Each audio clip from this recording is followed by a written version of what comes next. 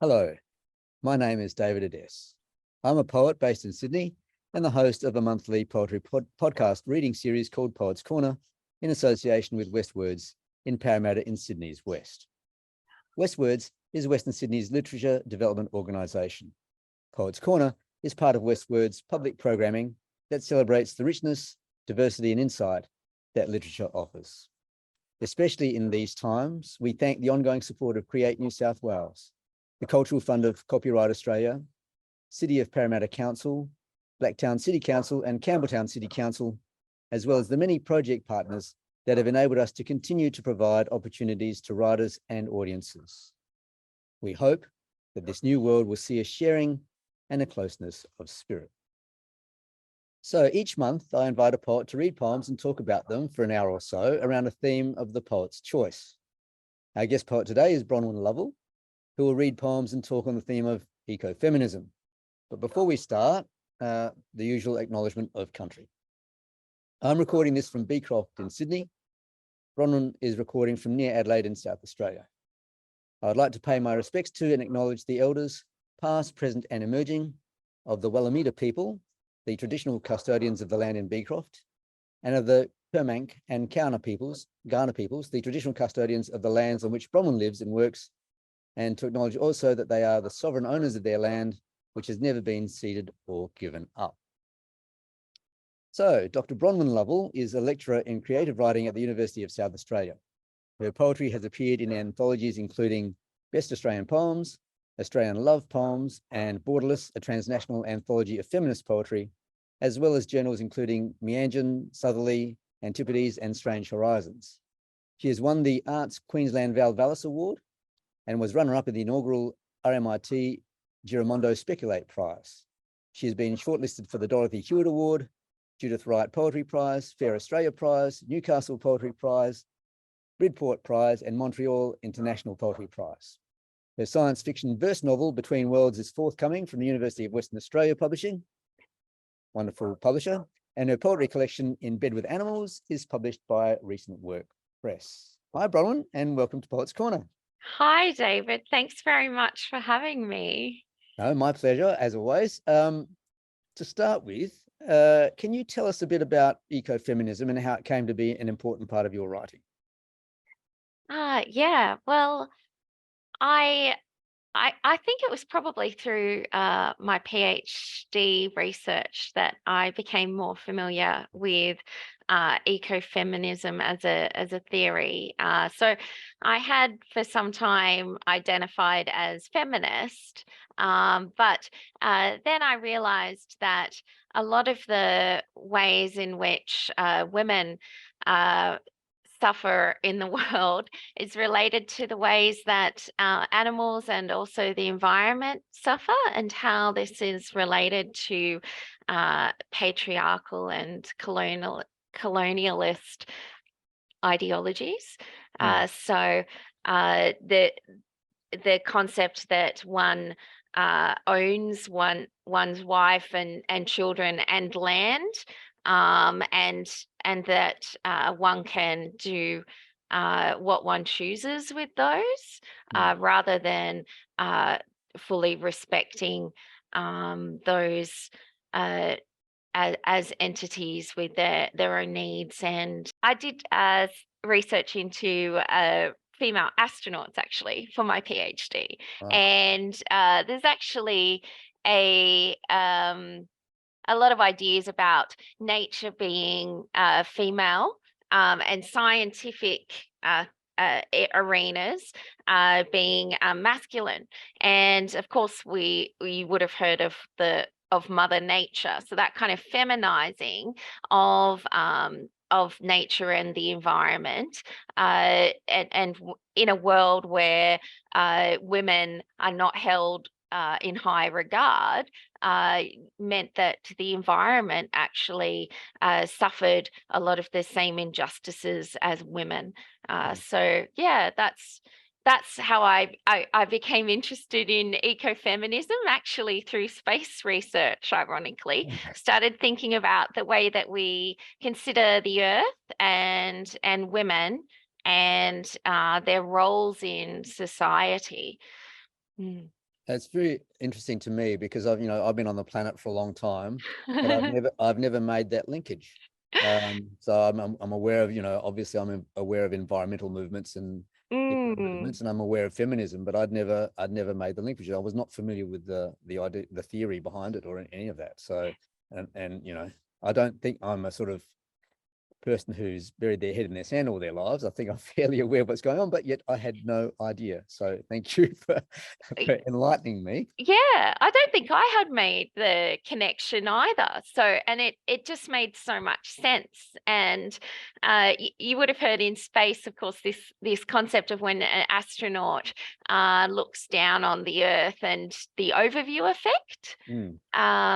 Yeah, so sometimes that and then seeing the Earth and seeing how precious it is, one cares about the Earth and wants to protect it. But it's interesting, a lot of that is also when a lot of the only people for a long time, well, still 90% of astronauts have been male, in this scientific kind of looking down at the Earth and seeing it as something, I guess, even for them to protect, is kind of similar to the way that women are considered, as opposed to really respecting, the Earth and perhaps its own like concepts of consent and so on. Yeah, it's really interesting. Anyway, sorry to ramble on. No, it's good. I mean, one of the things that this poetry series has sort of revealed to me is the ways in which poets perceive the world. And obviously every poet's got a different sort of perception. And, there are so many different ways of looking at the world. I'm just wondering, when you gravitate towards looking at the world in a particular way, such as through the lens of ecofeminism, does it become impossible to look at the world without looking through that lens? Well, I think that you know how they say, if you notice something and then you'll see it everywhere. Yes. So that's true. You do see it everywhere, but I think actually the default way that I guess one's culture and society brings you up to see the world, and you have certain you absorb those ideologies. And I think that we have to work against the default and stop and question things. So in some ways, you can, I guess, be swept along with the way that media presents things and the way stories are told, and it actually takes a conscious stop and question and interrogate that to see the world differently. And yeah, so I don't know that I sometimes you don't question, but when you stop and think, then you can recognize those things and those connections. And when you do, it shatters some of the old belief systems altogether, doesn't it? Yeah, absolutely. Yeah. So for example, in terms of animals, it's really interesting how the world is thinking differently about animals and animal rights, in a way that, we're thinking about like the rights of the environment, and the flora and fauna, which we might not have otherwise. And just a small personal way is, when I grew up, in a family where children were hit, and dogs and cats were outside, they weren't in the house. And though those things have been questioned very much in my lifetime, and there's now a lot more respect for children and children's rights, as well as animals and animal rights. Though my parents are still horrified that I have 7 animals and they all are in the house with me. I've got 2, apart from my kids, in the house with me. But that sort of change in belief system is patchy, and it's still fighting against the old way, isn't it? Absolutely. Yeah. I think that's the key, because you can just think, oh yeah, that's the way things are. But stopping to reassess that is really important. I think yeah, our ideology is so shaped by the society in which we've grown up, that we always have to question ourselves, I think. And I think that there's a process of unlearning. Absolutely. That's what I think, certain point in your life, you think it's all about learning. But yeah, and that's really interesting in terms with animals as well, unlearning, because, I guess I always seem to have rescue animals that have issues and they need a lot of work. And you think, okay, well, their behavior is because it's somehow being reinforced. And so how do I make new associations that are positive to kind of change that behavior? And then we realize, I guess, like, we are animals and we behave in exactly the same way. And that made me think about perhaps people in my family that might be defensive or aggressive, just like my dog, that her aggression, one of my dogs, has to do with fear, so just I think thinking of ourselves as part of the earth rather than more something that is apart from it, creatures of the earth, and respecting that relation. And I think now in climate change, we're becoming, more aware of, that any injury to the earth is an injury to us and all the other things that live on this beautiful planet. And it's interesting that you're talking so much about animals, because this book is just out, In Bed with Animals. Yeah. We're reading poems today from that. Can you tell us a bit about the book and how it came to have that title? Yeah, it had some other titles. No.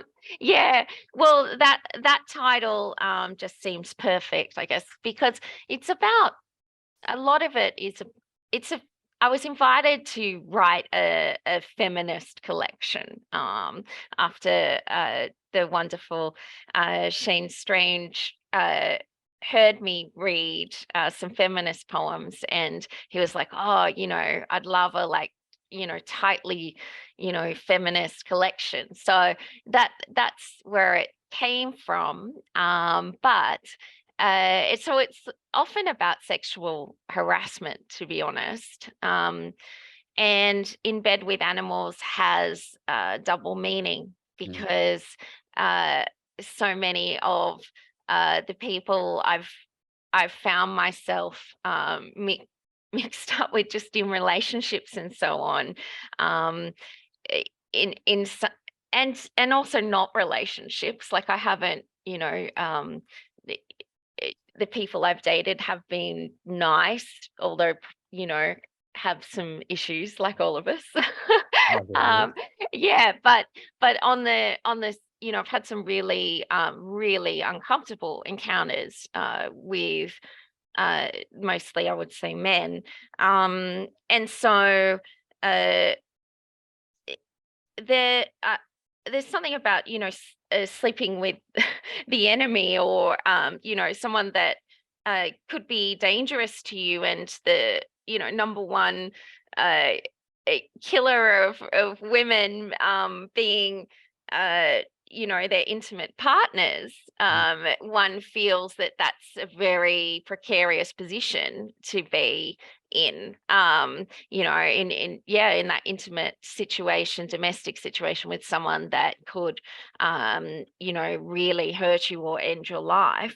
But also, it is just me choosing a life with 7 animals rather than with a human who, in many ways, my animals are more humane, or more, there's something very that something that I see that's very beautiful in my animals, that is the best of humanity, I guess. And sometimes humanity has like the worst of nature. So yeah, just playing with that idea of the domestic space and who you let into it. Yeah. Mm. All right. Would you like to read us a poem? Yes, yeah. Which one am I reading I first, think you're David? reading Insomnia first. Insomnia. Okay, that's a nice. Good way to start. Yes, good way to start. First poem in the book. Insomnia. The hoarding started young. I had a lot of dolls I wanted to be lost among. When preparing for bed, I piled them high on my pillow and buried myself below. So when the man came in the night to take me, he might lift the smiling clown with plaited pigtails and snatch her soft body instead of mine. I never could sleep for the metal clock ticking with its panda heads duly nodding along, coerced by some hidden mechanism. Each click was a steel-capped boot scraping closer to my door. Mama Panda knew she couldn't clutch her cub forever. My mum read me the It's Okay to Say No series, stories that teach children how to survive our wild. When the man touches you, pulls you towards the car, wants you to keep secrets, it's okay to say no. Happy endings showed savvy kids confiding in trusted adults who made everything okay. But Mum's voice gave the pretense away. My room was at the front of the house, nearest the street. I would be the lamb when the man came, and the panda clock my grandparents had gifted was merely counting down to the time he would force me, even if I were brave enough to say my no. He was already on his way. He had come for my mum, my aunt, my nan before me. No, it's not okay. Not at all. What a way to open a book, isn't it? Yeah, it's what a way to open a life. Like, I've been terrified my whole life, and it was warranted. The worst things did happen, although my mum, from a very young age, tried to give me the self-awareness to prevent them. Yeah, and I guess that that's such a sad reality. And it is true that, you know, terrible stories, you know, things that, I mean, I think Mum bought those books because, you know, at Sunday school, they had a priest that used to put his hand up their skirts when they were singing, and my nan pulled my aunt and my mum out of Sunday school after that, but didn't say anything, you know, didn't say anything to the other parents or didn't make a complaint, probably because knowing that at that time it wouldn't make a difference. So our world is changing, but I think it's very, very sad that I don't know a woman in my family that hasn't had some kind of assault. And I think that's what's so wonderful about Me Too is that when everyone started saying Me Too, we realized how many there were, and it was practically everybody. And yeah, and I still don't know if that's really understood. I don't know. It feels like it keeps questioned, like, really? But it's also not like even one assault in most women's lives. It's multiple. I mean, if it was understood, this poem wouldn't be as shocking as it is, I suppose. I mean, chronologically, it's very early in the life of the child. Yeah. And her experience is already one of fear. Yes. So is fear something that has always been and will always be present? It's interesting. My mum, well, a lot of people comment on the fact that I don't, probably shouldn't say this on air, but like I don't lock my house really, right? And when I grew up, it was constantly lock, lock, lock, because the world is unsafe and people can't be trusted. But now that I have two really noisy dogs, I feel really safe. But that could be, an illusion as well. Yeah, I live by myself, but having the dogs helps me feel safer.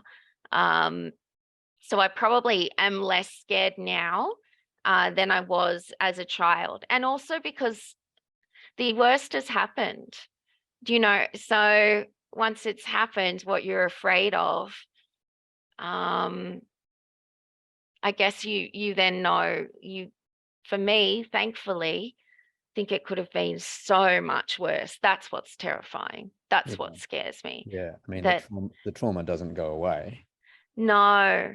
And I'm so sad that, especially when I think of like my grandmother, she was in the Women's Land Army during the Second World War, and she was 18, and they were sent out to, work on, do the work while the men were away. And she was at the Ingham Chickens, and one of the sons of Mr. Ingham, um, uh, uh, uh, I guess, yeah, like assaulted her, but her pants were ripped. Um, she left, and she got a dishonorable mention for leaving her post as and you can actually see it in the Women's Land Army records. You're like, oh, okay, behind this is a violent assault. But all we see is my grandmother getting a negative marked against her from running from that. So yeah, I think I'm glad.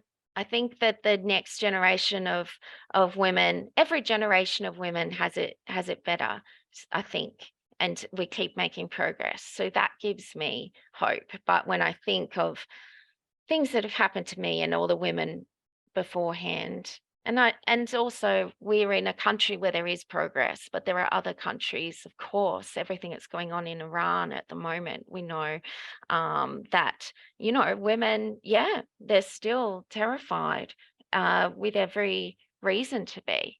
And what strikes me most about this poem is the consciousness and alertness of this girl. The forbidding sense so early in her life that the world is an unsafe place. So somehow or other, those stories were received and absorbed, even if they may not have been overtly told.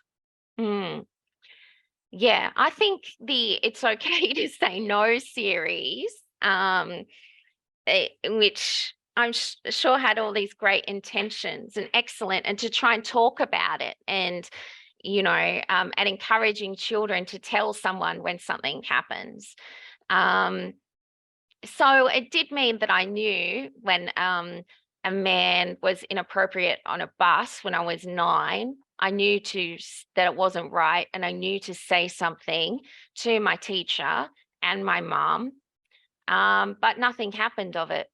So yeah, and then you realize, oh, maybe there aren't consequences. So, maybe even those books are a bit of a fairy tale, but they terrified me, and I think that in some ways I wish that I hadn't been aware of those stories until later in life. But I know that that was my mum trying to protect me from things that you know, it happened to so many young girls around her. Yeah, but it's incredible to think that, you know, girls as young as 9 and younger are already, you know, thinking up defenses and strategies and how to manage, how to cope. Yeah, pretty scary, really. absolutely. And you know, I knew from my dad, it was really important to him to teach me when I was learning to drive how to change the tire myself, because, you know, it's dangerous for a woman to be kind of stranded, you know, in that situation. And I do think roads are, you know, dangerous in multiple ways for women. Yeah. Yeah, it's interesting. And this idea that home didn't feel safe. Um, yeah. The final lines of this poem are devastating in their sense of inevitability. Yeah. I mean, that really comes across. Is there resignation at this inevitability, or, you know, can it be countered by a fierce consciousness or something else?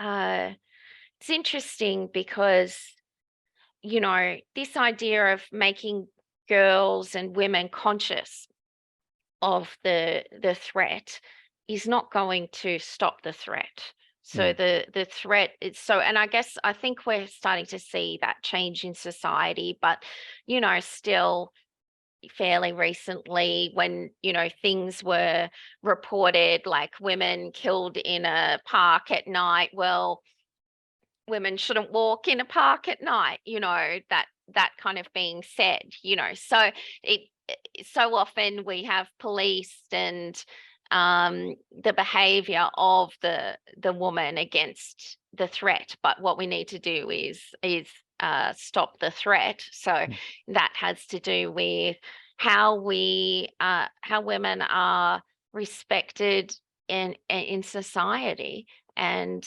if from, you know, just all of these little signals.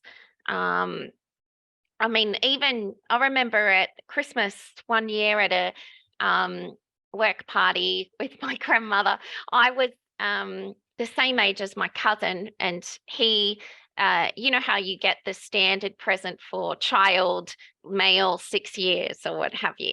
Wow. So, and I got the standard present obviously for child female. And my cousin, this is in the 80s, got this amazing remote control car. And it was the first type of remote control cars which still had, you know, a wire connecting the control to the car.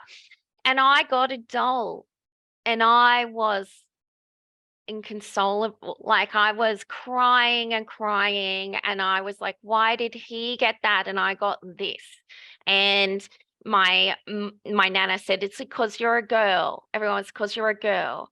And so even that, you know, from very young, it's like that boys will get sciencey kind of cool things, and girls will get something like maternalistic, like something to dress, something to, and yeah, it was really upsetting. And thankfully my beautiful dad got me a remote control car for Christmas that year. So, you know, thanks, Dad. That was beautiful. But you know, the difference in what women can do, what women can be, what they can aspire to, what their interests might be, is already, you know, so limited at such a young age. And all those little signals are subconsciously absorbed by girls and boys, and that affects the way, the respect, I guess. And then they're perpetuated.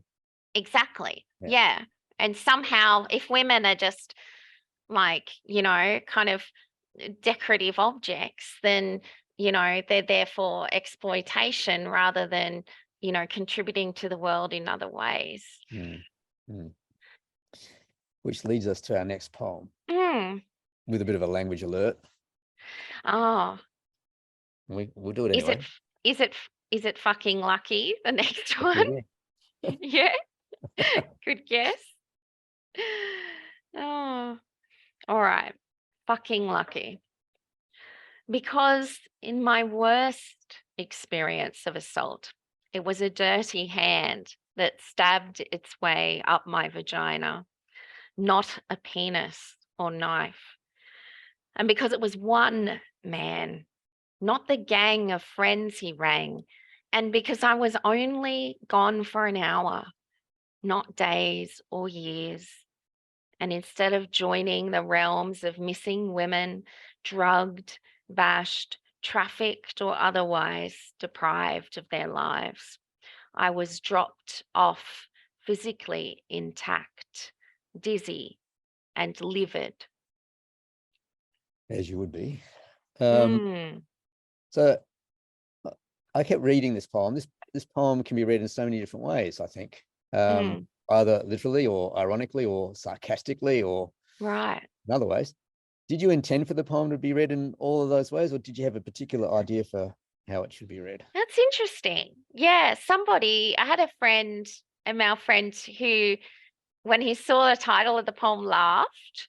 And then when he read it, obviously stopped laughing. But yeah, I didn't intend it to be ironic at all. It's just absolutely true. I do, and there's again that concept of, women being lucky, like, oh, it was lucky, that your assault wasn't worse. Like, but it's true. I think I was actually overseas when that happened, and it was only, a lot of trauma we don't process to many years later. And at the time, I was very angry, and I think that what might have saved me, was that I was so angry, and also that I said that there were people waiting for me, and I had to be taken back to the bus station, that I was not alone. Um, and I'm quite convinced now that if things had been different, I would have been trafficked. I think that was where that was going, because there were phone calls and conversations, and I had been driven to the middle of nowhere. Um, and yeah, and so, yeah, I do think, oh, like my life could have ended there. I'm so lucky that went the way it did. And it took me a long time to even realize, in a way, that I had been assaulted, like, because it wasn't a tradition, like, it was, yeah, a man putting his hand up my underwear, but then I was like, oh, it wasn't until later I started to think, oh, is that rape? Or, like, so even the terminology, and I think we're much better about, so this was in 2006. So these days, I think we have terminology and understanding around those things, whereas I didn't at the time, and I never reported. Like, so again, when we see those horrific statistics, they don't even begin to include all of them. I didn't think anything could be done, and I wasn't even sure what had happened. It took a long time to process. But what does it say about the lives of women and the entitlement of men, that a woman who endures this kind of violation goes on with her life thinking, oh, it could have been so much worse? Because I see the news and I know. Yeah. So what does it say? It's just it's a terrifying reality. And I guess the thing I really want to do with this book is that so often you hear that, oh, well, not all men. But if it's all women, which it pretty much, I feel it pretty much is. I think it's very rare to find a woman who hasn't had a really negative experience. And then you have to think that there's something there that has to be addressed, and society is very uncomfortable about it and in denial. And yeah, that concept of, like, when something horrible does happen, it does make the news. It's like, oh, this monster, this, but it's not a monster. or even, you know, the word animal might be used, you know, but it's a person, it's a human being that has been brought up in this society. So there's something wrong with the ways we are raising people to think about women and yeah, that kind of male entitlement that, you know, and my brothers, you know, so you know, my brothers will argue with me that, you know, they don't have that entitlement, you know, like they're not aware of it. But I believe it's there in everyone, I guess. I think that's right. I mean, I think I came to an understanding of that late. It's a Mm, little bit like white privilege. yes. You grow up in it, you don't realize you have it because Yeah. you're not the other side. Yes. And so there is an awakening that has to happen, and sometimes it doesn't, sometimes it doesn't. You know. Yeah. Yeah. Well, we know that poetry can bear witness and raise consciousness and be a bridge between writer and reader. What is your hope in putting poems like this in the world? Yeah. It's interesting because I just want it to be a truth that's out there. I do think of it as a kind of social activism.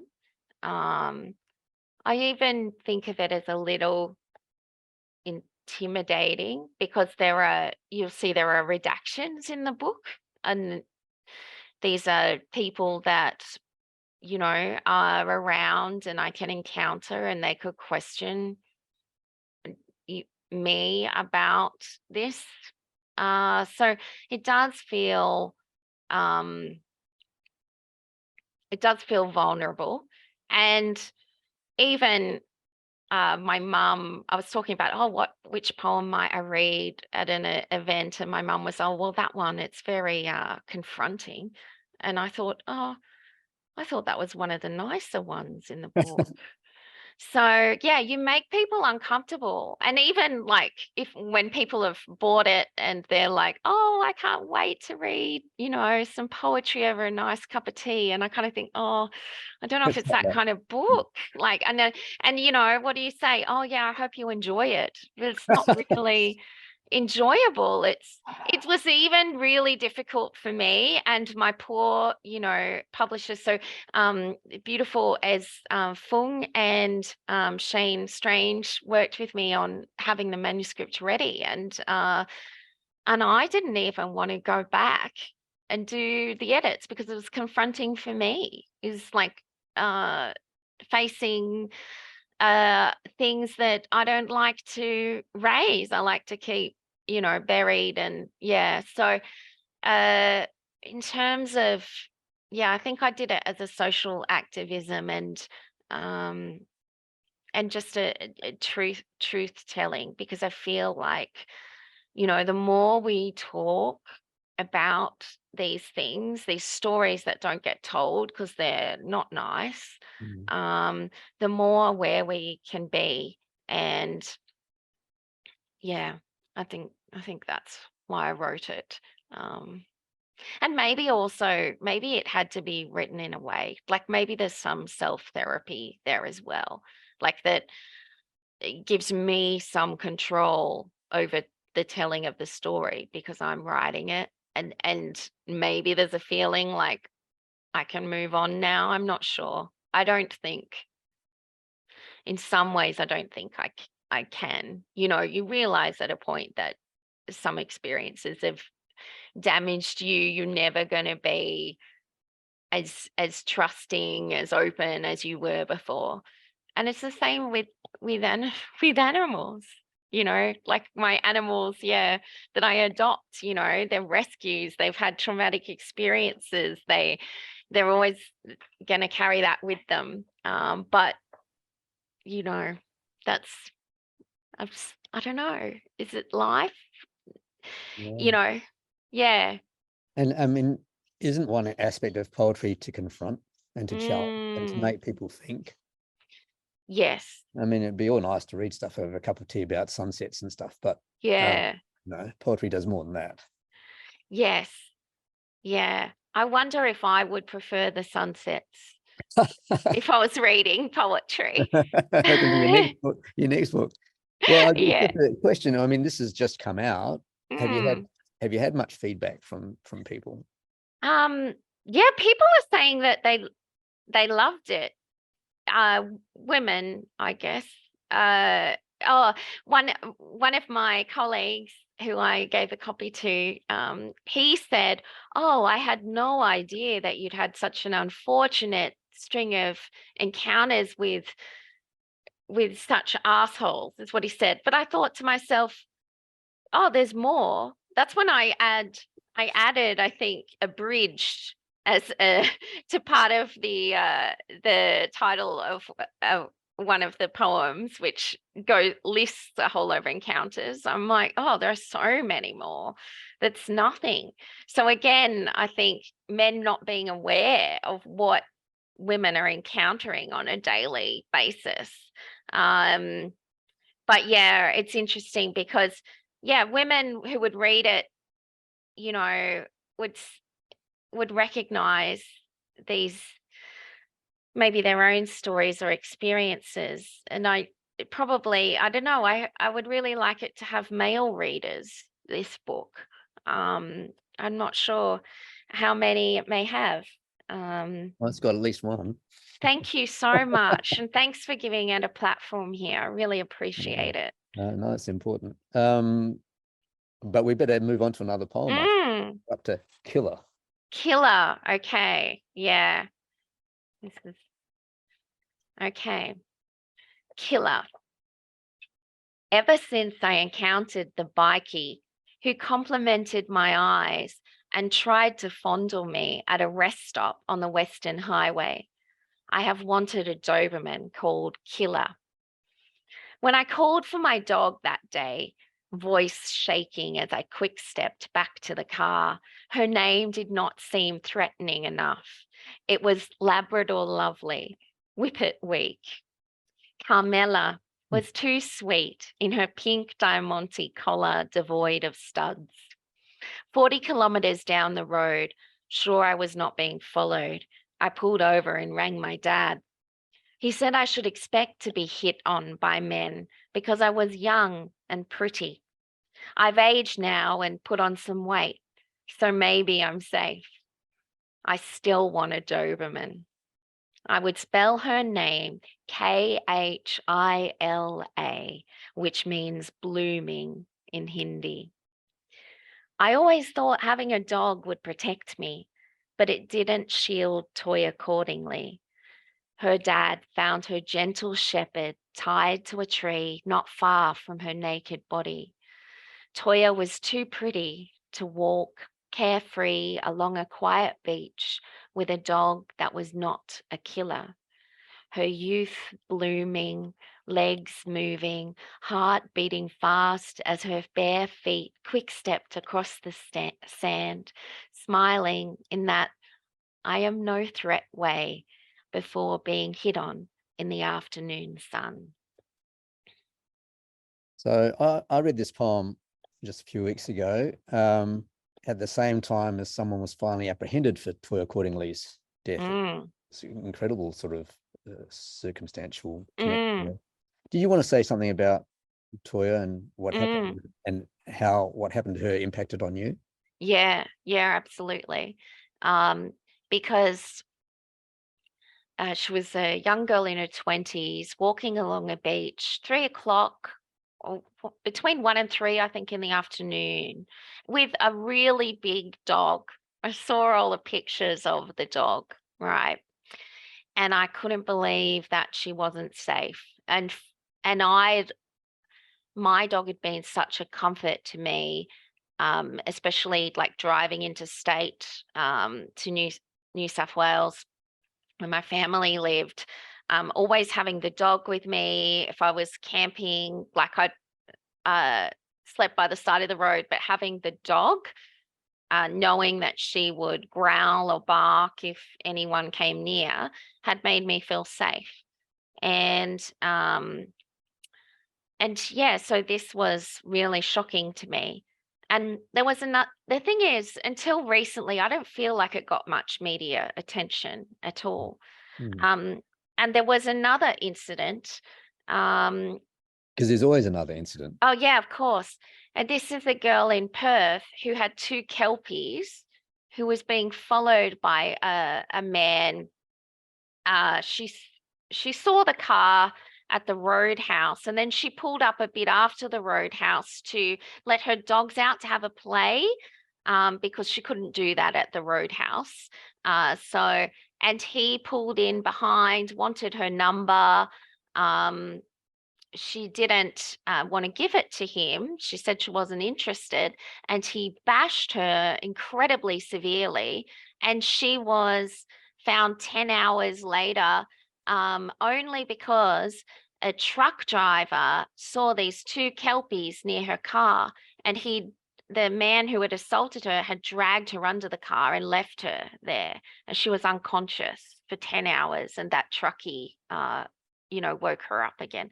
And I also thought, wow, if I was traveling in my car with 2 dogs, I would have felt safe. So yeah, it made me think about the type of dog that you have, perhaps. Or When I first read it, I thought the poem, well, I started reading it, I thought the poem was going to be about dogs, but it's not about dogs at all, is it? Really? No. It's interesting because, I've heard this saying, whoever said diamonds are a girl's best friend never had a dog. And that idea of like the dog being a man's best friend, in many ways, I actually feel it's more so for women in their relationship with their dogs. If you're alone, that dog, I always felt much better living alone because I had a dog that would growl and bark if anyone was around. Yeah. So and this whole thing about what happened at that rest stop for me was actually a rest stop where, there's charity volunteers that are serving tea and coffee. Nobody helped me. In fact, I was getting looks from the elderly ladies as if I was encouraging this attention from the bikie. Because, you'd be polite to try and not upset someone, so yeah. And I was quite terrified, but I wasn't alone. So that's something interesting as well. And the idea as well that I'll take it as a compliment when people are coming on to you. I get that so often. And so that this, what my dad says, oh, you're pretty, I could have been dead. Do you know what I mean? It's very strange to me that, even I had a boyfriend once who I loved very, very much, and I thought we'd get married, but in the end I had to block him because after we broke up, for like years later, he kept calling in the middle of the night, wanting to have sexual conversations. And when I said, it's not appropriate, he said, why can't you take it as a compliment, that I say that, and I think that compliment thing is something that hopefully is not being said as much, but I've heard a lot in my life. And I don't think being harassed should, is complimentary. No. So this book and this poem and other poems in this book, quite clearly, we've already seen it, give voice to a permeating sense of uneasiness and allude to the idea of protection in a resigned way, because whatever protection there is, dog or otherwise, can never be. Knowing that, is it possible for women to live without being in a constant state of anxiety and hypervigilance? Yes, because I think even in extreme, well, this is interesting, right? I think maybe you don't notice it. So when I had the, abduction by the taxi driver incident, that was actually in Turkey. And I had a boyfriend who was there, an Australian that was living there for study reasons. And he had said to me, I'm worried about when you come to Turkey because you smile too much and you just can't do that here. Right. And I thought, interesting. Because I was a friendly person. I was the type of person who would strike up conversations with people, on the train or something. I was always approachable.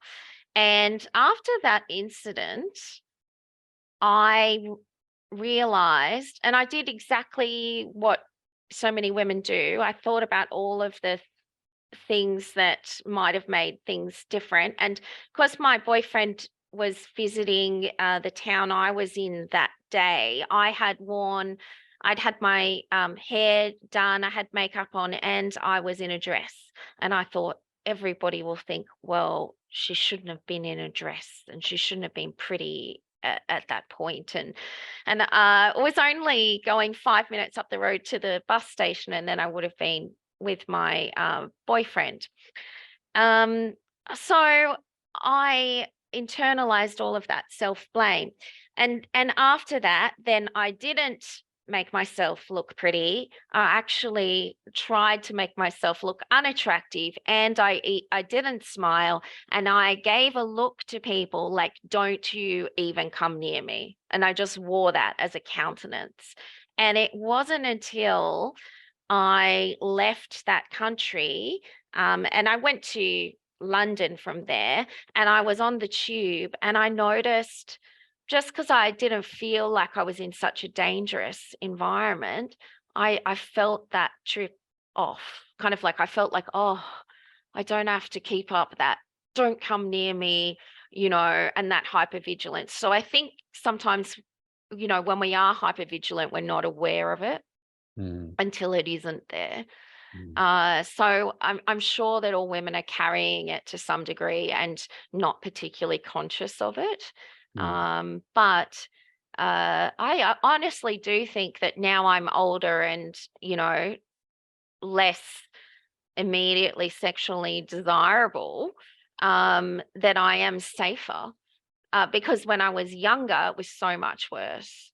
And yeah, and it's sad. A lot of women say that they feel they've become invisible in a way, as they age, because they're not noticed in the same way. But it also means that you're not, I think, harassed to the same degree and in the same way. So it doesn't mean you're safe, but you might escape notice. Well, pretty sad, isn't it, really? It is. Yeah. So let's go to a prayer, shall we? Yes. Okay. And this was because I was studying with someone, a young girl who said she didn't consider herself to be feminist, and she didn't see the use of it. So, okay. Prayer for the girl who is not a feminist. May you never have cause to become one. May low-cut blouses invite only sun. May no one mistake your figure for your worth, no fingers force their way up your skirt. May you never have to guard your glass, wake up groggy, grow up fast. May your neighborhoods all be well lit. May you never go through with it just to be polite.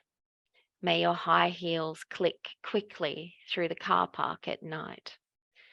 May your makeup not thicken to cover a nasty bruise from a boozy lover. May your paycheck never be so low that you cannot leave when you need to go. May you fail to find your mother's pain folded quietly in the linen press and guess which man you love is to blame. May you be skipped by statistics. May your friends escape the cars unscathed and all your daughters come home safe. Does she know that you wrote this poem? Oh, no. No. But it's not obviously just to her. It's something I've heard a number of times. And people, Judy Bishop said that she doesn't consider herself to be a feminist, and that she didn't think that word was very useful. I don't know. Maybe that's just a matter of terminology, because I'm sure when she was, She's a pretty strong woman. yeah, and she was the most, when there was a looking for a new leader, and it was between like Scott Morrison and Peter Dutton and her, how on earth did she not get it? And there's only one explanation, was her gender. And so I wonder if she might consider herself a feminist now. She was clearly the most qualified, but yeah, I hear it. I think since Me Too, people are recognizing the need for feminism. And I think we're in a new wave of feminism now. But I think for a little while, it was quite unfashionable. And again, I think perhaps that girl hadn't had those experiences yet that made her question the ideologies with which she'd grown up. And sadly, I'm probably by now, I think if she might be different. Well, I'm intrigued by the opening line, "May you never have cause to become one," because I imagine feminists as wanting to recruit girls to their ranks in solidarity and to further the cause. But this line kind of prays that girls never have cause to become feminists. Can you elaborate on your thinking behind that? Well, because I had a conversation with another woman as well, woman who didn't consider herself to be a feminist. And the reason was that she didn't think that she had suffered gender discrimination. So she didn't think it was needed. And so I hope that nothing happens to you, that you realize how bad gender discrimination is, I guess, that I feel like those women are somehow naive and have somehow escaped an experience that made it crystal clear to them. And at first I felt angry towards these women, right? Because, they weren't supporting other women and so on. But then I thought, well, how wonderful. Don't you wish that you never had any experiences that made you angry and that made you see how desperately we need to address gender discrimination? So I thought, wouldn't we all like to remain innocent and think that the world is a safe place? But even if they had never experienced any gender discrimination, it would only be because of the work of the feminists that have paved the way to make that possible. So true. Yeah. And again, my first instinct was anger. Like it was actually a writing exercise, which I really recommend. It was like, write something nice to someone or a group of people that you have a lot of anger towards. So it was kind of a reversal of a feeling and an instinct. How wonderful if those people feel safe and like they're being treated fair and that their cause is not needed, then I'm happy for them. But you're right, even as things improve for us, so dangerous in other parts of the world. And, the statistics worldwide are just horrendous. So, it's certainly a cause that needs, we do need feminists. So, but I don't wish a negative experience on any of those who are not. So this poem sort of lists the traps and pitfalls awaiting girls in such a way that it starkly emphasizes how unsafe the world is for girls and women and how vulnerable they can be. Do you think it's dangerous for girls and women to ever feel safe? is any sense of safety an illusion? No, because I don't think that being aware can stop it from happening. It might. There are certain things that might help you in a dangerous situation, but it won't stop the dangerous situation from happening, I think. Yeah. Does that answer? Is it dangerous to feel safe? No, because it doesn't matter what you feel. The factors are outside of you.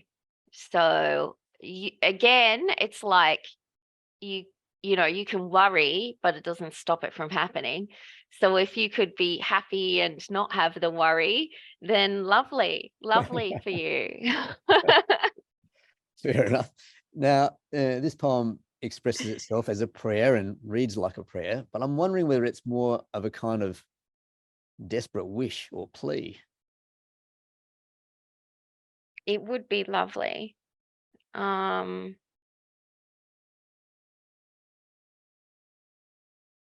Yeah, one day, maybe. Yeah, and it's prayer, even in the word prayer, because I'm an atheist. So yeah, it feels a bit unrealistic. But it's realistic as a wish. It's something to hope for. But I mean, wishes are not. One day, yeah. Yeah. No, I'm not saying that equality is not possible. Absolutely not. Just that it has a long way to go. And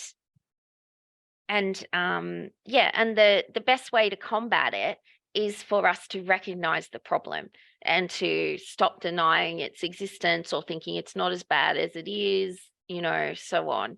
So the quicker that this does become seen as an emergency, the more that could be done. you know. Mm. Shall we read a poem about a dog? Yeah. Which one is that? Leica. Leica.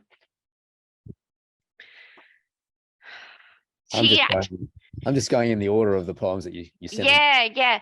Actually, I'm in my office, right? And so space research is my area. Can you see that or not? Lift it up Because a of little the bit. background? Lift it up. Oh no, the background's killing it. Sorry. Oh, I've got a picture of Leica here in my office,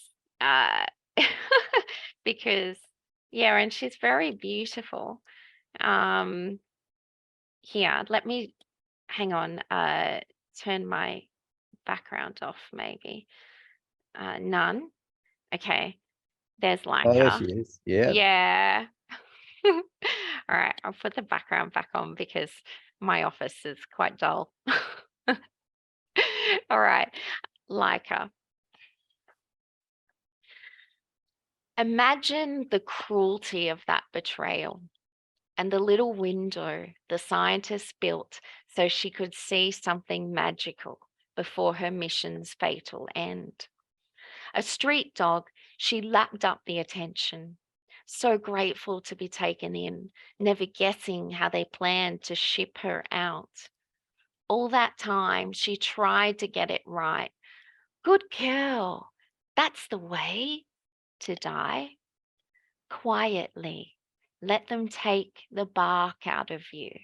Let them fool you, blunt your bite, disarm your defenses, for the honor to live on in the propaganda of postage stamps, mass militaria, and cheap ornaments. There were other pups, ones who survived the trip, who, riddled with radiation, fell back to Earth to endure the excruciation of crumbling jaws and suck the soft sausage meat of their hand-fed retirement. Poor mutts with their mugs plastered on plates and collectible coffee cups. Big toothy grin photographs taken before the terror of takeoff before gentle natures and smiling for cameras cost them their teeth. Yeah, so this poem brings us back to our earlier discussion of viewing the world through the lens of ecofeminism. Mm. Is one of the objectives of ecofeminism to perceive the world through the lenses of animals or the environment rather than through, you know, our usual self-obsessed human-centric lens? Yes, but it's also a patriarchal lens. So the idea that, you know, animals are dispensable, I guess, and that so animals went before the men did. But there was a joke made at a press conference when women were trying to be astronauts, and they asked the male astronauts whether they thought women could be useful in space. There's a couple of inappropriate things that were said. One was, well, we could have used them in an earlier mission, you know, when we sent chimpanzees, right? So again, that women are not, couldn't actually do anything useful. And also there was somebody said, oh no, women would not go to space unless NASA were to allow them 180 pounds of recreational equipment. So, you know, those kind of thinking, the way that we think about women and animals is linked, and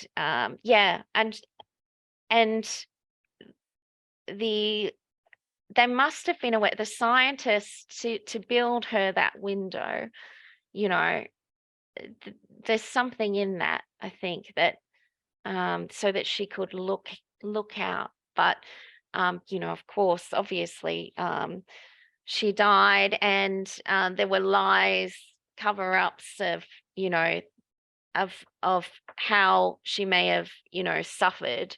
So just, I think that, exactly, that human centric, but also that idea that we are, that there's a rank, that the superiority of creatures on this earth, and that, you know, some are worth more than others. So I'm very interested in space history, because that the figure of the astronaut is kind of like traditionally seen as like the pinnacle of achievement and ambition and bravery and a lot of masculinist ideas. And yet, you know, that was an industry that did and still does, you know, greatly discriminate against women, and, you know, has a past of really mistreating animals as well. Mm. And like a story, as most of us would know it, is just a sort of celebration of the famous dog who went to space, without much thought really for what she went through and what it cost her. In that version of the story, the dog herself is made peripheral. So this poem sort of reorients the story to what was done to her, ostensibly in the name of space exploration, and makes the dog more central. Is that an attempt to address a wrong, or is it a challenge to a willful blindness in the way that we often shape stories? It's trying to address a wrong. And also in that poem, there's the eco-feminist, like there's a lot of feminist ideas as well, about like good girl and, you know, and don't bark and all of that. So the way that stories are controlled, and what is said, and and there's often stories of deep suffering underneath those. It's like the story, it's even like just any household, you know, behind closed doors, you know, what might happen. But that's not the show that is put on for others. And yeah, and yeah, so this is the unsavory story. Yeah, and it's just, yeah, really sad. And just a lack of empathy that's sad, I think. Very patronizing sort of approach to the animal. You're here Yeah, for our purposes, you know. yeah, and that same that same mentality, you know, where came across towards, you know, women and, you know, other minorities at the time, and I'm sure still does, that what is, you know, who's dispensable, who counts, you know,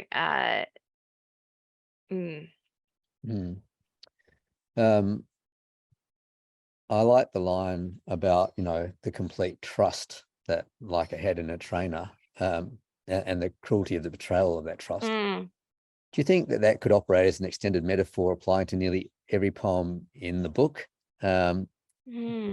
which is, you know, permeated by breaches of trust and betrayals?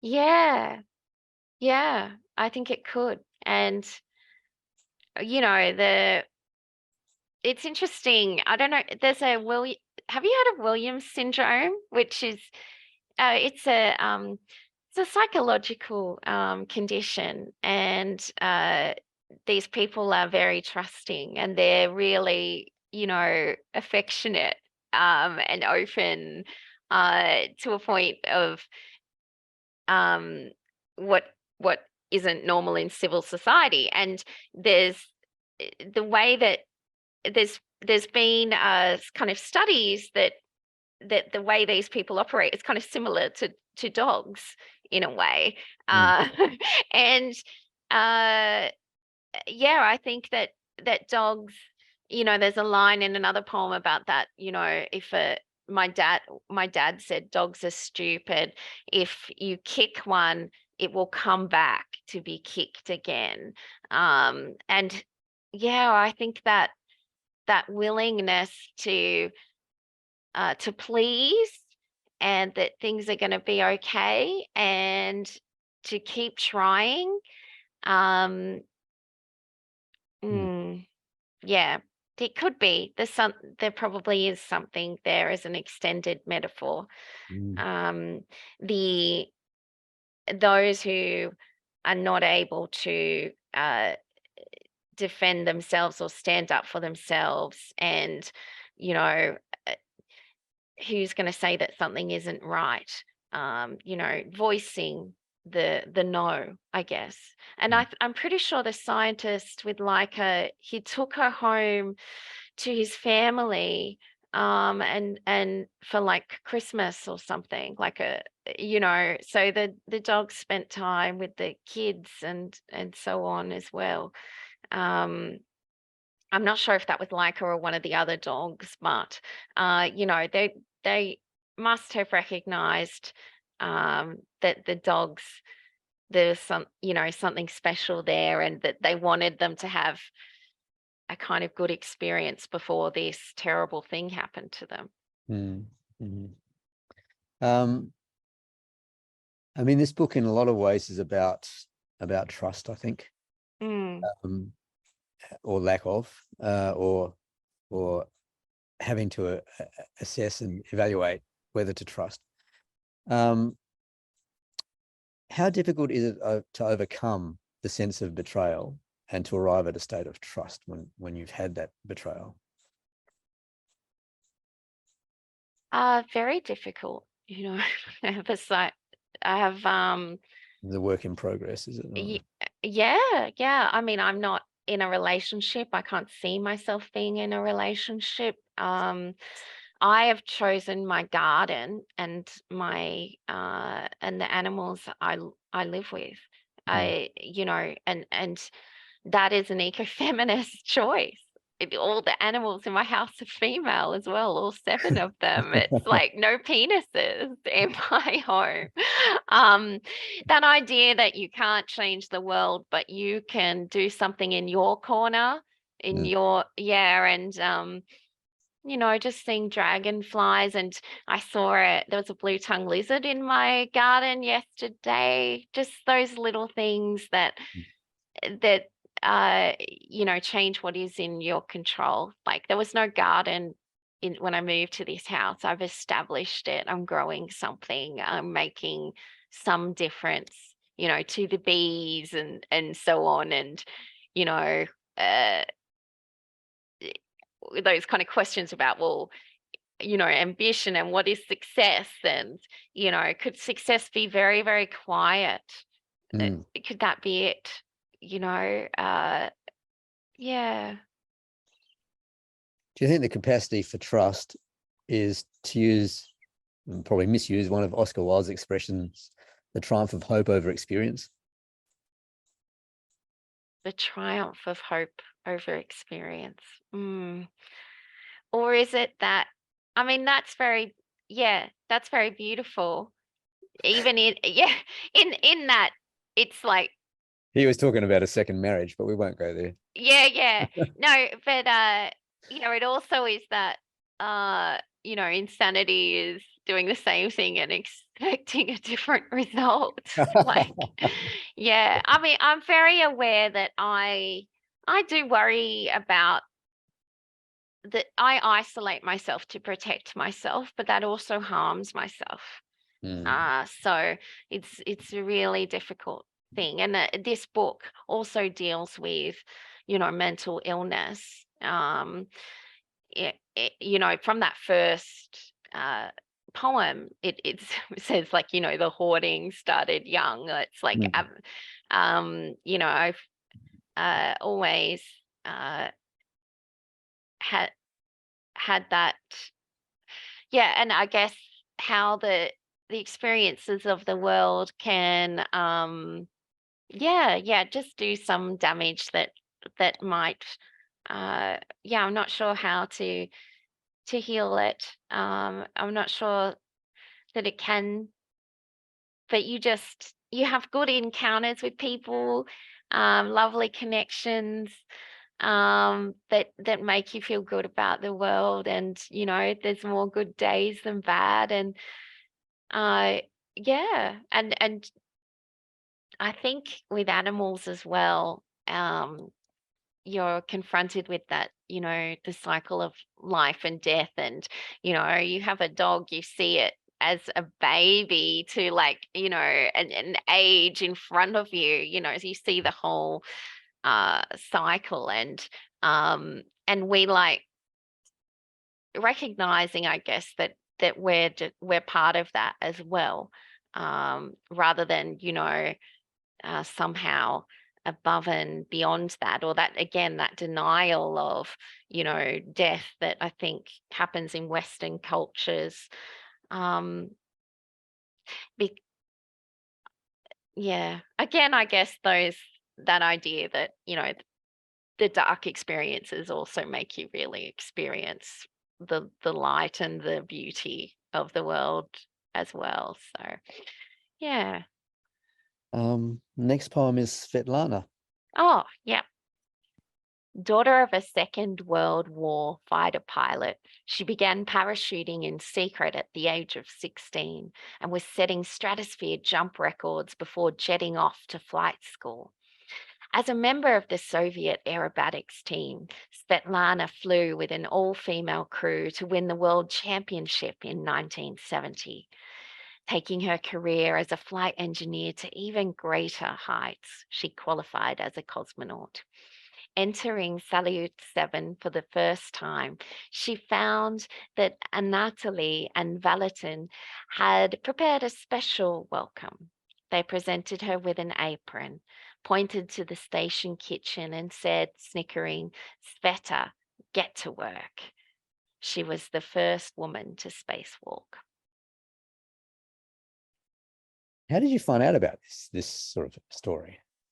Oh, I've done a lot of research into space history, and I'm particularly interested in female astronauts and those who were not able to go, but aspiring female astronauts.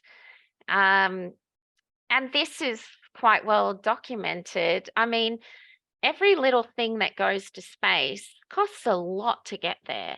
So this was you don't just, throw something in your baggage like as a last minute thought. It has to be approved by everyone. So the entire, everyone would have known that floral apron was going to space as a joke for when Svetlana got there. And yeah, it was, meant to be funny, obviously.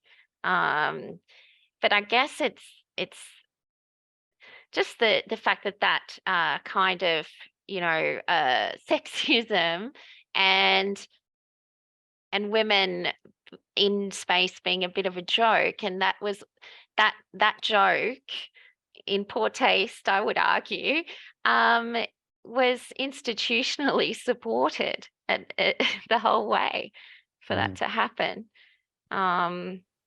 Yeah, there's some extraordinary stories about when women were first going to space, but even now, it was quite well documented in 2019 when the first all-women spacewalk, which was just that they were going to have two women go out together, which had never happened before. 2019, when it came to being arranged, they realized they didn't have two of the right size spacesuit up there. So just a guy and a woman went, and they rescheduled later so that they could get the right size spacesuit up there and have more than one of them, which is just a medium, by the way. Too bad for the women that are small. We had large and extra large for men, but we didn't have the right, the right equipment there. And they didn't realize until they'd already advertised it was going to happen. So it was, so this is still happening.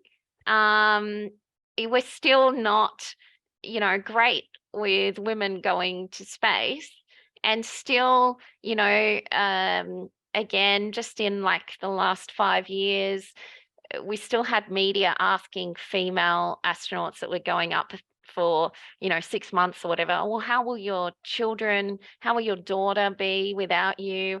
Whereas that wasn't asked to the male astronauts. How are you going to do your hair and your makeup? Ridiculous things. So yeah. Do we know how Svetlana responded to this joke? Oh, good question. I don't think she was impressed. I'm sure she wasn't. Yeah. But I feel that, yeah, I just don't say anything about it. I just say she was the first woman to spacewalk because I, despite all of that, and to think of everything she faced beforehand, she just did it anyway. And the first American woman in space, Sally Ride, if anyone is interested in this stuff, I'll give you a link to an academic article. But yeah, Sally Ride was, had really inappropriate, things joked about with her as well. There was a little sign that said a woman's place is in the cockpit, and one of the other male astronauts joked that a woman is a cockpit. So it's just, yeah, these again are the things that wouldn't get publicly told, except it came out in in one of the men's autobiographies. Yeah, they're the unsavory stories that are always underneath the media success of the first woman in space. What they had to deal with to get there is quite extraordinary. So, if that's the case, what woman won't be subject to this? I mean, what does a woman have to do?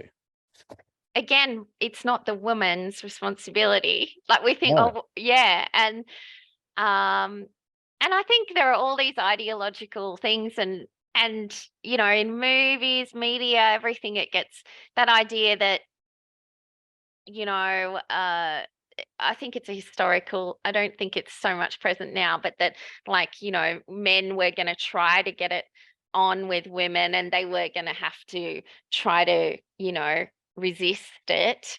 Um, um, and that always that idea of, you know, guarding one's own body, that was on women. And so if they failed in that, then the failure was theirs, you know, and a woman, you know, is labeled like horrible things like a slut, Yeah. whereas a guy is like a stud. Yeah. So Blame the yeah, victim. exactly. Yeah. So it's a victim blaming thing. So yeah, the change has to come from men. And I think that the first thing is they need to recognize that it is there, and not think it's a problem with other men, that it's, you know, because that just seems to be something that is encountered, you know, and lack of self-awareness about how they're part of the problem. And I don't mean that in an accusatory way.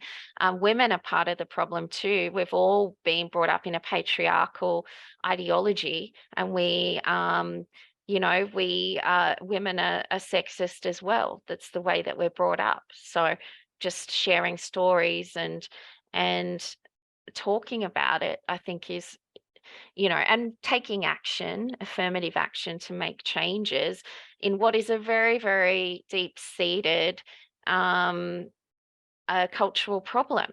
We're all got to be part of the solution. Yeah. And often it's not conscious. So Yes, consciousness is the first step, isn't it? absolutely. Yeah. Like little things, like I've been on a plane and a woman comes across as doing the captain's announcement, and I've heard like a guy in front joke, oh, hope she knows what she's doing. You know, those little things that are Yeah. just in society that are not seen to be harmful. If you take offense, then you're being like an angry feminist. But, you know, it's actually permeating our society at every level. And we do need to, you know, be like, you know, that's not okay. Yeah. Hmm. I had other questions for this poem, but I think we should keep moving on. Sure. Go over Yeah. time.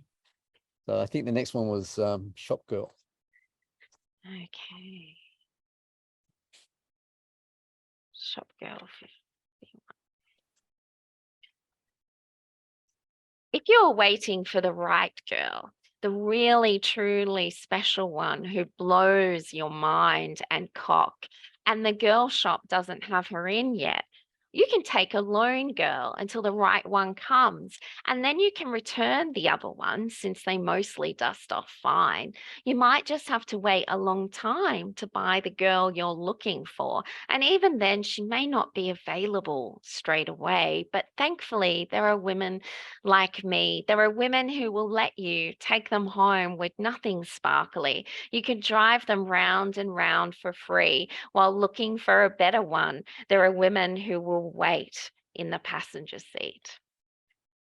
I never thought of it like that, Bronwyn. And when I saw the title Shop Girl, I thought, oh, this is going to be a poem about a girl in a shop. Mm. No. What prompted you to write of a girl as an item that could be bought in a shop? Mm.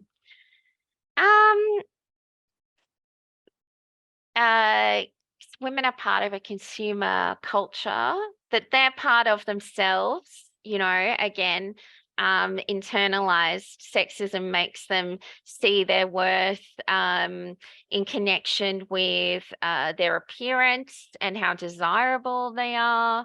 And of course, you know, even the whole cultural institution of marriage is like, you know, commercialized, it's just making money making, you know, like like that your love can be expressed by how expensive the ring you buy is, or so on. So it's a critique on consumerism, but also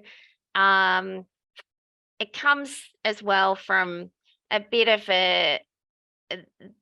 I guess that whole kind of, Madonna whore idea that, there are women that you sleep with, and then there are women that you take home to meet your parents and put a ring on.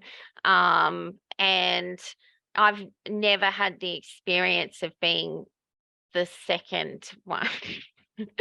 um, in it and it used to, I think, be something that I wanted, but I don't think of it as real. I just think of it as a sparkly concept. But certainly, I've had a long-term boyfriend that I love very much. At one point early in our relationship, it became apparent that he thought that, some women had more value, and they were they were the ones that, weren't easy, I guess.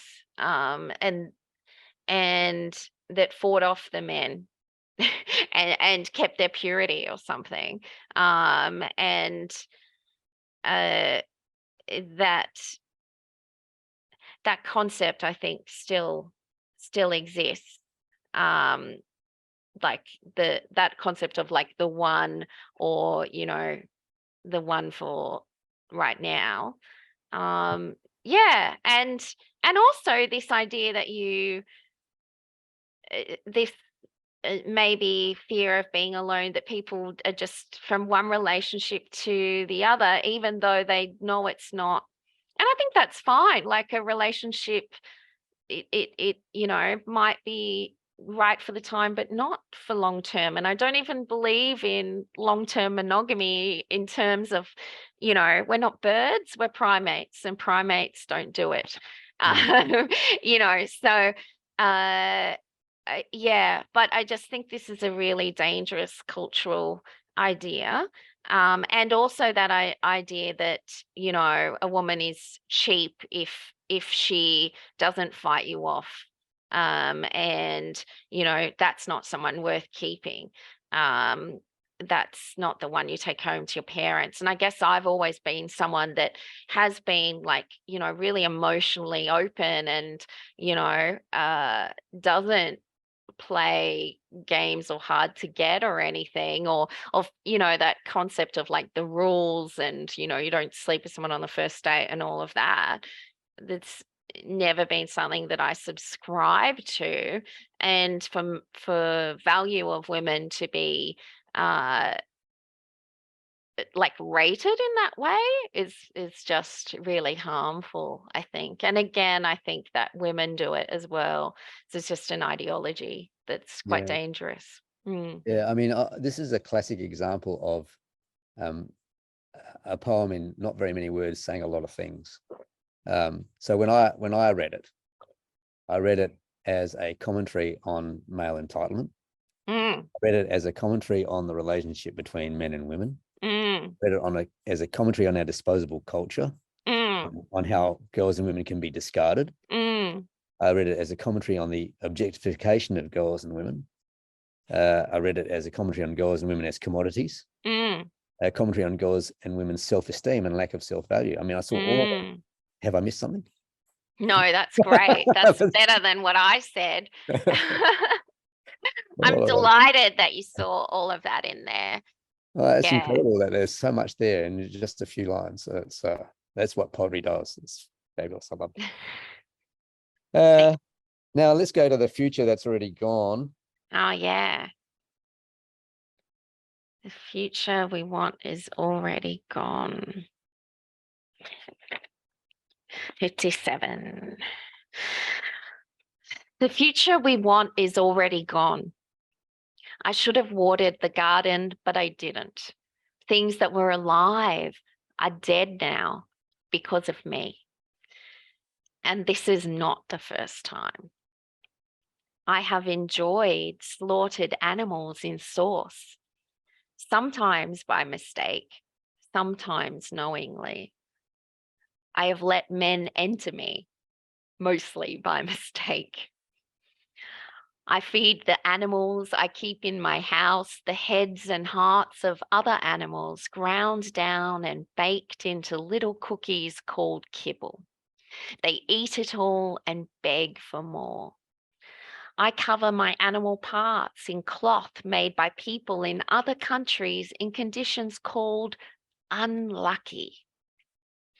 I hang a cruelty-free Christmas pig on my plastic pine, knowing a real tree died for this cardboard display. We are dysfunctional expressions of DNA. Climate scientists say we're as good as dead now anyway, but greedy as cancer, we still gorge and grow, exhausting everything, consuming even ourselves. Oh, it starts with the title. That's a great title. I wish I'd written that title. Oh, I mean, it's a reality hit in the face, isn't it? And maybe it was never there, but it's certainly gone. I think probably everyone who's sort of aware, conscious, alert, and every poet is touching on this now one way or another, consciously or otherwise. It suggests that our kind of self-inflicted reality is overwhelming us, and the tone is resigned, and there's a bit of resignation throughout the book. But it's also kind of shockingly matter of fact. This is who we are. This is what we do. We can't help ourselves. We're never going to help ourselves, and this is what's comes from it. Is that it, or is there a prospect of redemption somewhere? Again, the redemption could only come from us ceasing to deny reality. Like, oh, this climate change, you know, this, I've got a book from the 1990 about it as an emergency, but we don't listen, and we're just acclimatized to it, right? It's the same with, you know, the domestic violence situation. It's like, oh, this is terrible. It's reported on the news. We're used to it being reported, so it's nothing new, and we are not, you know, we're not moved to action. And I guess the title was probably inspired by a talk that I went to by James Bradley, and he was talking about, you know, the fact that the reef, he was saying that the barrier reef couldn't be saved, that the increase in temperature couldn't be stopped to the extent that it could be saved. And you know, the number of animals and so on that have become extinct even in our lifetimes, like what we grew up with as children, the children now may never see some of those animals and so on. And that, yeah, it's already too late to save most of it. And it's an interesting thought in terms of, there was a woman there who was from an area where they were doing things to kind of help the reef and so on. And he was saying, you know, that's great. I'm not saying you should give up and not do those things. We should. But I'm just saying that the reality is that the temperature change is inevitable now. Yeah. And that, you know, so that idea of like wanting to deny, but yeah, and those like pretty things like the Christmas tree, and yeah, but think, you know, that we live in a consumerist society where we don't even think about like what we're feeding our animals. Like I don't want to eat animals myself, but I feed my animals, and we are animals, I guess. So yeah, I think it's very sad. And it's hard not to be overwhelmed. Can I ask you, do poems like this gush out of you, or like something you have to purge in a way, or do you wrestle them into being? I think this is one that did come out. So the prayer one, that was really hard. That took a really long time to get right. The shop girl one, this one, I'm pretty sure a lot of that came out quickly. Yeah. All right. Well, we have one last one. Which one is that? Is that Carriage? It is Carriage. Well, it could be called Courage almost, but it's Carriage. Courage. Grace and dignity don't come easy. You will try to be your best, and it is the trying that matters. You are your mother's dogged daughter, but do not react in haste. Find Frankel's gap. Stop. Look about. Grow a bigger heart, like the enlarged muscle that pumped hard in the chest of your dearest dead one. Carry yourself somewhere worth going. Do work that counts if you can. The world is full of animals. Let the right ones in.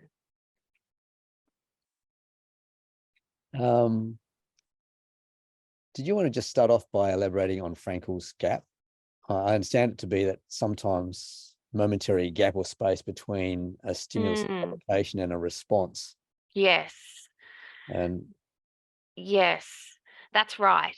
So I think that that's something that's been difficult for me. I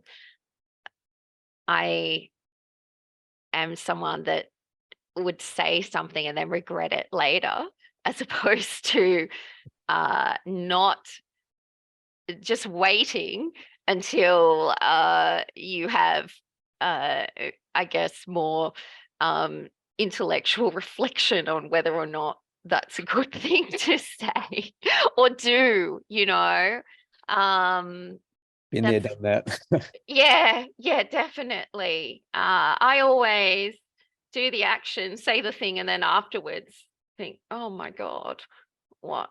So I think that as I get older, trying to not have it, because I, and that's an animal thing again, like that immediate reaction, rather than using our more evolved brain capacities, I suppose. So yeah. And I guess that has to do with survival as well, often, and fear, and Fight or flight. yeah, to some yeah, extent. that's right. Yeah, Yeah. it's that sort of having your buttons pushed too. And when that happens. Yeah, that concept that you can't choose what happens to you, but you can choose how you react to it. So trying to master oneself to become the person that you want to be, or what that lovely saying that you sometimes see on fridge magnets, be the person your dog thinks you are. How good that would be. Is this poem a note to self? Yes. So I write It also others. Yeah. But it does seem very personal. But sometimes the most personal poems are the most universal. Yes. I mean, the other thing I was going to say, is it a kind of very brief guide for the perplexed? I mean, there's an element of that. I think there's probably quite a few notes to self in this book that are also notes to other people, notes to readers. Yeah. Do we need to remind ourselves sometimes about the work we need to do to become who we need to become?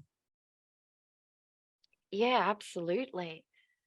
Yeah, that concept that, you're like, I guess that there's like a child adult binary.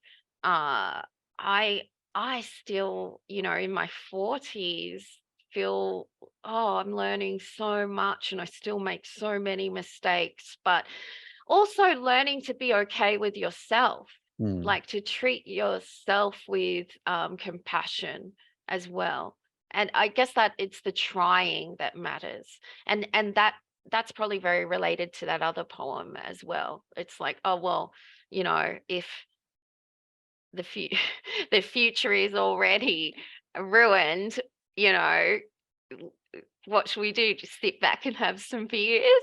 Like, you know, and I, you know, already in my life, I know there are things that I might have wanted to do or be that, you know, perhaps will never eventuate, but, you know, and, you know, but trying to be the best version of yourself, Mm. um, is the best way to honor the life that we've been given. Mm. That notion of self-compassion reminds me of Stephanie Darrick's book, Forgiveness and Other Acts of Love, where the chapter on forgiveness is all about forgiving yourself. Yeah. Yeah. And listening to your self-talk as well, you know,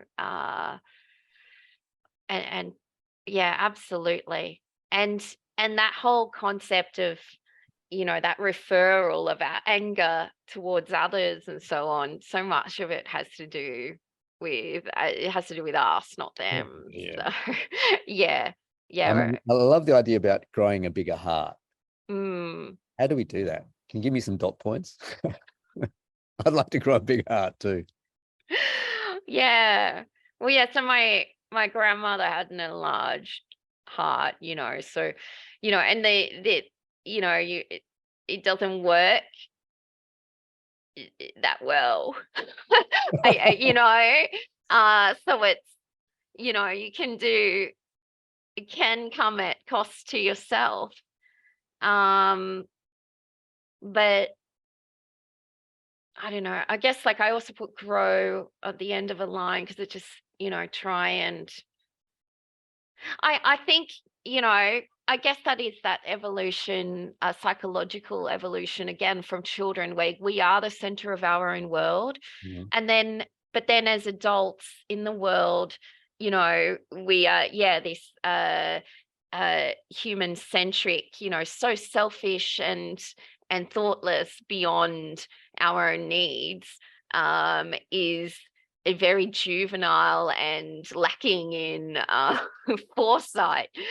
So I do think that empathy is the key to everything, Mm. um, and awareness of others, and that isn't just human others.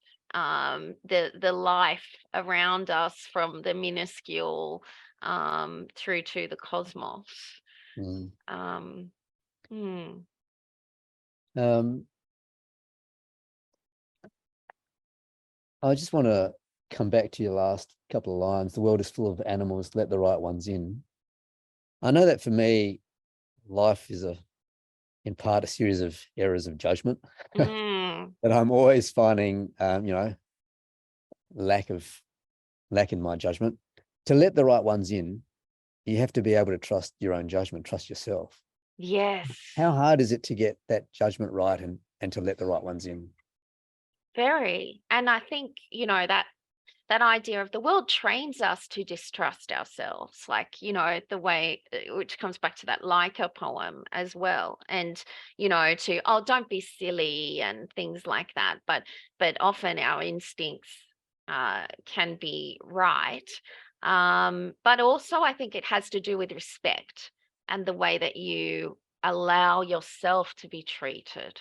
So again, I think it comes back to self-love and to know that you deserve better, and that it's difficult, but you know, I guess having those boundaries, I think that's about having boundaries, um, of what um, you will and will not allow or welcome into your world. That idea that we can have some agency over ourselves to some degree, and the self-respect, the self-love, um you know, to stand by that. To, if we are kicked, not come back again, I guess. Well, I do like the idea of ending a Poets Corner podcast on the notion of self-love. Thanks so much, Bronwyn, for letting Poets Corner in. Oh, thank you, David. And for sharing poems and insights on the theme of ecofeminism. I feel like I know much more than I did to start off with. Details of Bronwyn's publications will be posted with this podcast, so look out for that. That wraps up Poets Corner in 2022. We have had the privilege this year of hearing poems from and talking on a wide range of themes with Oyang Yu, Hani Abdillah, Brett Dionysius, Maria Takalanda, Steve Evans, Ray White, Scott Patrick Mitchell, Diane Fahey, Heather Taylor Johnson, Peter Boyle, and Bronwyn Lovell. All their podcasts and those of previous years can be found on the WestWords official YouTube station. We wish everyone a safe and joyous festive season. Poets Corner will return in February 2023 with Canberra poet Jeff Page. See you then.